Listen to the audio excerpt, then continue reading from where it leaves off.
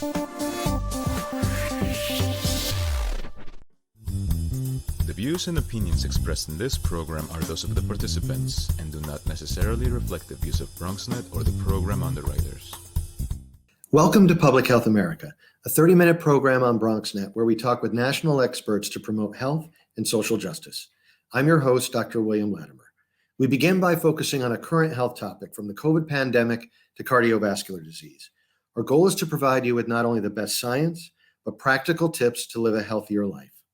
On Public Health America, we also celebrate what studies have long documented, namely the unparalleled value of a college education by setting the stage to pursue a career of your choice, increase lifetime earnings and opportunity, and champion the ability to engage in civil debate.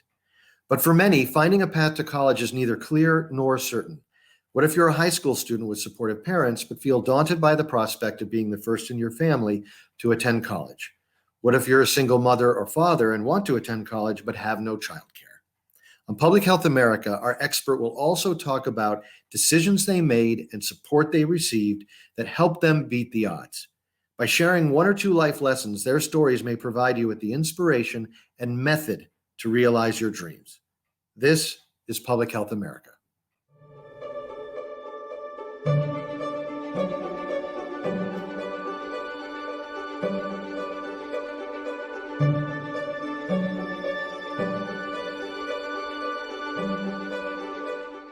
Welcome to Public Health America. I'm your host, Dr. William Latimer.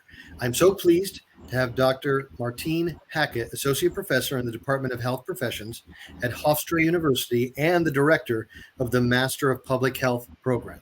Martine, welcome. Thanks, Bill. Pleasure to have you. And also certainly an MPH. Anyone who directs an MPH program is close to my heart. I did my MPH at Minnesota after I did my doctorate and really opened up whole new worlds for me. So I know you're doing a lot of community-based research looking at the intersection between the coronavirus pandemic and migration from urban to suburban settings and related issues. Set the table. Tell us a little bit about the important work you've been doing. Sure. So one of the things we know about the coronavirus pandemic, among other things, is that it spurred a movement of people from cities to suburbs. People living in urban areas were concerned about lack of space, crowding, and contamination. And so the movement then from cities to suburbs happened all across the country, especially in expensive cities like New York. One of the things that we realize, however, in addition to that sort of movement, which is sort of a, part of a long tradition of people leaving cities that are kind of feared for being contaminants to places that have more space and nature, is that the suburbs actually are places that already had a lot of health problems. If we recognize that there is a connection between where you live and your health outcomes, the reality is that the suburbs of today do not resemble the sort of suburbs of most people's imagination. The suburbs are actually increasingly diverse in terms of the populations that live there. We also know that suburbs are also changing in terms of poverty and immigration. So the suburbs of today actually reflect many of the issues that are happening in urban areas. And during the pandemic, the height of the pandemic, the age-adjusted mortality rate for Black residents of Nassau County, for example, and here in Long Island, was higher than it was in New York City. So I think overall what we're looking at is that the suburbs represent a place where actually more than half of the people in the United States live, by the way, that are underappreciated and overlooked. That's fascinating. I didn't know that in terms of the mortality rate in Nassau County. I must follow up. What do we have any sense of what explains that heightened rate compared to an urban area? So here's the thing. Many of the issues around health disparities or inequities in suburban areas are the same as they are in urban areas in terms of the sort of root causes. In particular, however, in a place like Nassau County, for example, but I would also argue Westchester is another really good example of this, is racial residential segregation. The suburbs are considered to be the most racially segregated in this metro area than they are anywhere else in the country. And so the impact that racial segregation has on access to services, on just really concentration of many of those social determinants of health are what are the things that are contributing to these health disparities. So there's so many directions we could go here, and I want to make sure we focus on the points that you think are most important. One or two thoughts that come to mind are, if we're trying to enhance diversity in the suburbs and or enhance access to healthcare among people of color or historically underserved populations in the suburbs, are those goals? Am I off base? And it's fine to tell me I am, because I often am. But like, what should we be working toward?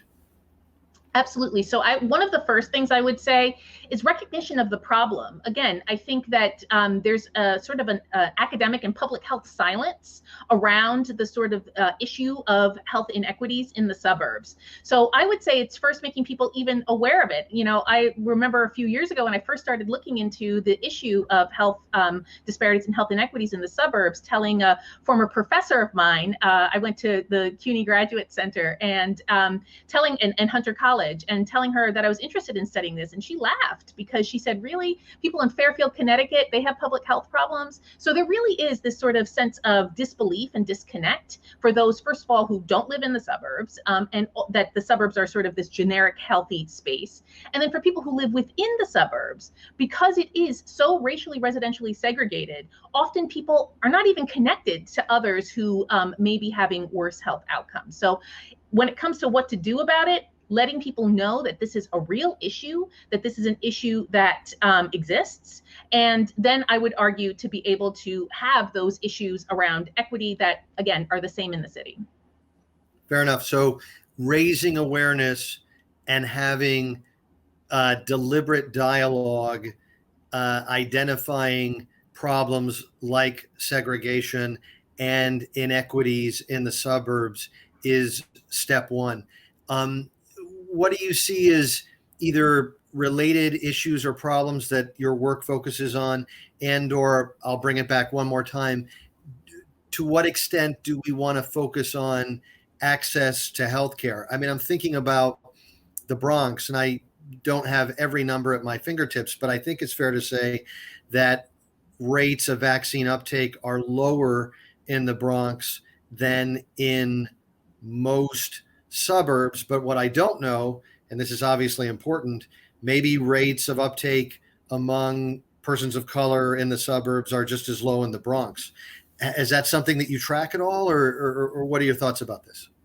Absolutely. So again, when we look at, a suburb like a Westchester or a Nassau County, you can look at it on the sort of aggregate level of it as a county. But what we know is that what you really need to do is to disaggregate the data and look at it on the zip code level. And what we find, sadly, because there is such a strong correlation between race and place in the suburbs, that yes, absolutely, as you identified, that there are lower vaccination rates in communities of color.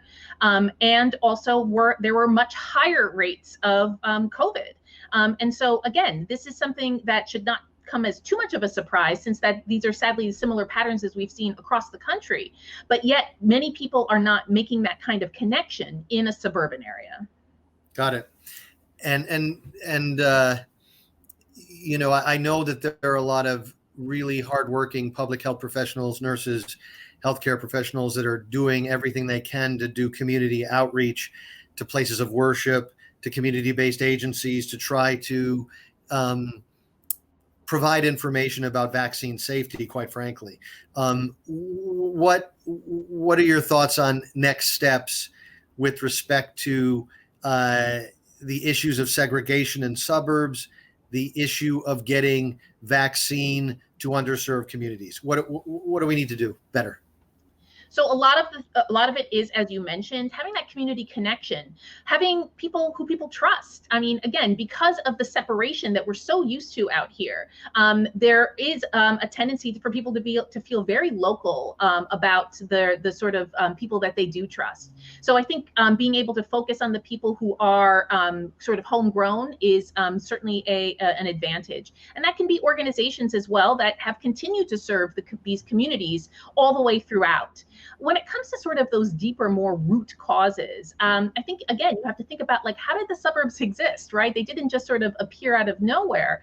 And some of the sort of things that sustain the suburbs include things like zoning and the ability to sort of use zoning as a way to protect certain groups in the suburbs and to keep out other groups.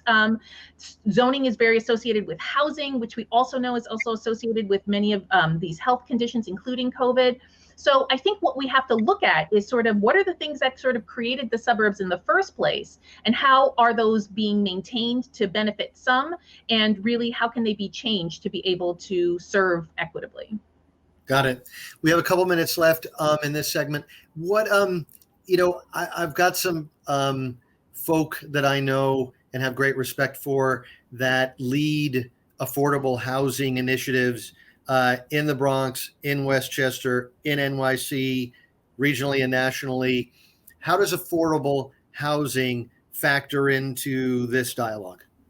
Affordable housing is key. As I'm sure you know, housing and health are so linked that this actually goes back to the history of public health, right? When we talk about public health advances at the turn of the 20th century, they were related to housing conditions. So lower income housing, higher density housing, more affordable housing in suburban areas is a key factor towards health equity. However, we know also too that zoning rules that have existed for decades in the suburbs are also tools that people use to keep those types of housing developments out of certain areas. Fair enough. I mean, my sense is, and you had talked about zoning a couple times. I know when I've talked to my legislative friends, they, on both sides of the aisle, openly admit in private settings that zoning is absolutely critical to how each division of the government works on having districts that will be friendly to current candidates. And by the way, the folks who explained this to me first were people that were in a completely different state. So I'm not picking on New York at the moment. Are there legislative aspects of these issues that we need to be aware of or advocating for to try to move? Absolutely. So the state of Connecticut, for example, in some of their suburban areas are working on legislation called anti-snob zoning, which is basically saying that, for example, the type of zoning that exists will say you have to have at least a minimum of 1 acre plot for housing. You have to be able to, you're not allowed to have a higher density of people per acre. So in Connecticut, there is a very strong movement to be able to change those zoning laws so that you can have a higher density housing. Great. Looks like maybe New York, the great state of New York, greatest state in the country, might have something to learn from Connecticut. We're going to take a quick break. When we return, we'll learn a little bit about Dr. Hackett's background and how college education helped her advance her professional dreams. And stay tuned here on Public Health America. Take care.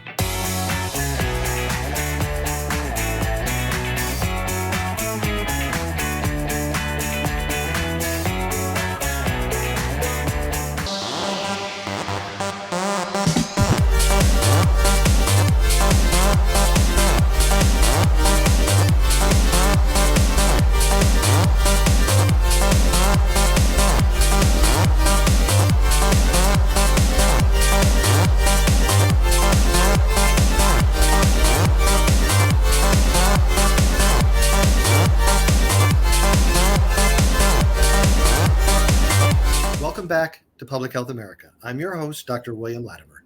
I'm very pleased to have with us today Dr. Martine Hackett, Associate Professor in the Department of Health Professions at Hofstra University and the Director of the Master of Public Health program at Hofstra.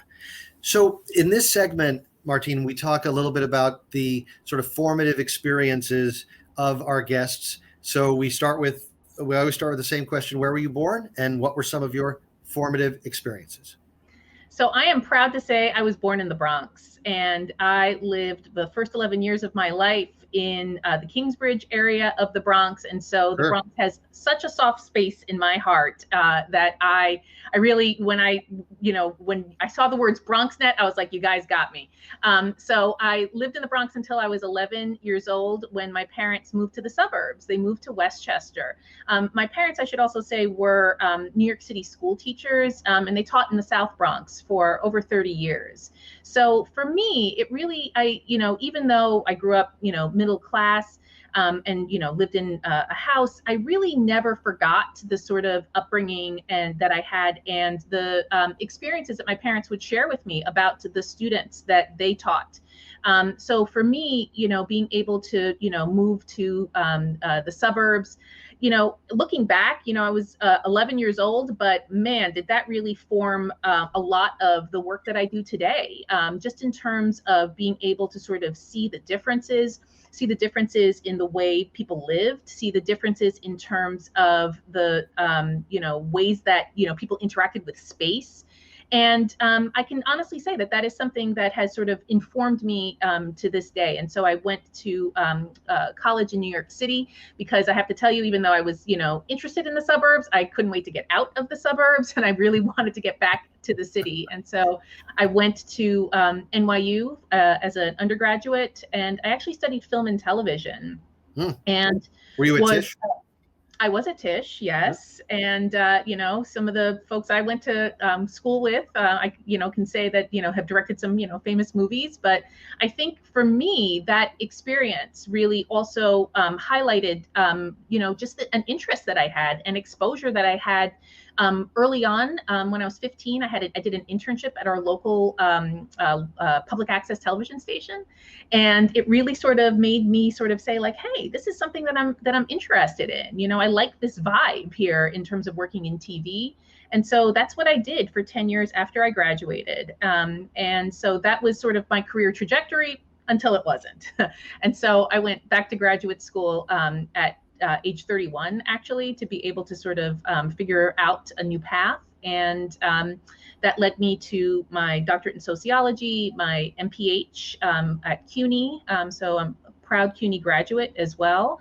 And I, really sort of recognized the importance and significance of public health late, relatively, in my career. But it is one of the best things that happened to me in terms of recognizing the importance and significance of public health. So you've just addressed such a great deal, and it's what a lovely trajectory and a lovely story. Let me rattle off a few questions. So when you were in the Bronx, K through 12, you were there till 11. Was it public or private school? So I actually went to a Catholic school that was walking distance, and it was, just to put a, decade on it, this is in the late 1970s, early 1980s. And at that time in New York City and in the Bronx specifically, it was a lot of turmoil that was happening there. There was an increasing crime rate and a lot of just non-settlement, shall we say, that was happening. And so for me, going to that, I went to a Catholic school, which my parents, I think at the time, felt was a good alternative for me. And then when you moved to Westchester, did you go to a Catholic school there, public or private? No, I went to public school there. So that was like my first, real slap in the face in terms of, just difference and to be honest, difference in many ways. When we moved to an all-white suburb. It was basically an all-white suburb. And to be honest, that was such a real struggle for me, to be honest. It really was something that was challenging and difficult as a family of color. My mother was born in Haiti, and it was really something that, again, I think also really informed me to sort of realize and appreciate that, once you take yourself out of a comfortable environment, you are really sort of, have to figure out really quickly, who are you? What do you stand for? What's important to you? And more importantly, where do you want to go? Sure.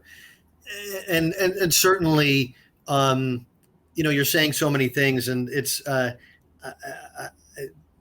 my mom was a public school teacher for 46 years. I have a nephew who graduated from Tisch. Anyway, so I was at CUNY for 4 years. So some nice points of connect. I'm not sure it has anything to do with the interview, but I couldn't control myself. I apologize. So let me ask this. You went to Westchester. You faced very real difference in terms of what you had experienced in the Bronx. Mm-hmm. I don't hear you saying anything negative. I just hear you saying, and by the way, I'm not saying it isn't negative. I'm just saying you weathered it. Talk a little bit about what enabled you to succeed as well as you did and go to, a pretty good institution at NYU. What enabled that to happen? So I think, one of the things that enabled that to happen, as I sort of mentioned, is just a desire to get out of that environment, right? So that movement to leave. But of course, I would also say that, my parents were a strong influence as being educators. And I also realized that, I feel like I'd grown up and I'd seen something different, right? I'd seen something different and different from where I was. And I wanted to go back to that. I wanted to be able to be in a place where I didn't just sort of stand out for who I was, but stood out for what I could do. And so I think for me, that was my motivation to get out and to sort of have that new setting where I could, really sort of hopefully succeed on my own. Yep. Makes a lot of sense. Let's talk just a little bit about NYU, and then I'm eager to learn about that transition from NYU to graduate school. Were there any experiences at NYU or mentors or other factors that helped you to achieve during your undergraduate experience? Yeah, so for me, my undergraduate experience, again, as a film and television major, more on the television side, I think one of the things that was emphasized, and I think that this can be true for public health in many different professions, is the ability to have work experience. So I had a couple of different internships while I was in college that was part of the curriculum. But for me, that was huge because television is the kind of industry where if you know somebody, that helps a lot. And I didn't know anybody. So for me to be able to make those kinds of connections, and again, to sort of like succeed on my own by doing a good job, by, standing out, and then being recommended for other jobs, that was huge for me. To be able to get that exposure, to be able to make those connections, and to be able to see, is this really what I want to do? So for me, having practical experience, internships, volunteering, all of that was extremely, extremely important for me. Yeah, it's so great to hear. And I think it's so important to say experiential learning, internships make such a difference. We've had several guests that pointed out something very similar to what you've just said, and also said things like they found out what they didn't want to do, and that was just as valuable as learning what they did want to do. Sometimes I'm concerned that, a lot of the students that we serve at Mercy and a lot of other institutions, that young people that I encounter often work one or two jobs. Many have families, or at least some do. And I know what they tell me directly, that it's sometimes difficult to take advantage of those experiences. And so what I always find challenging, perhaps you figured this out, I have not, is how to mentor them to emphasize the importance of those experiences, but still being respectful of their current life situations that don't make it necessarily automatic to do. Does that make sense?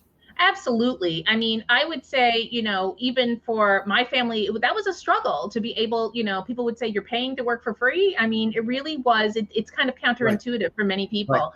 But I think as an educator now, I can see alternatives in terms of ways to be able to do that. So one way might be to bring onto the campus experiences that perhaps involve the community, that also are maybe bridge with the university as well, to start to build some of those skills within for students. And I've also seen this be successful with student groups, like student organizations, for them to be able to use that as a means to be able for students to build a skill set and connections.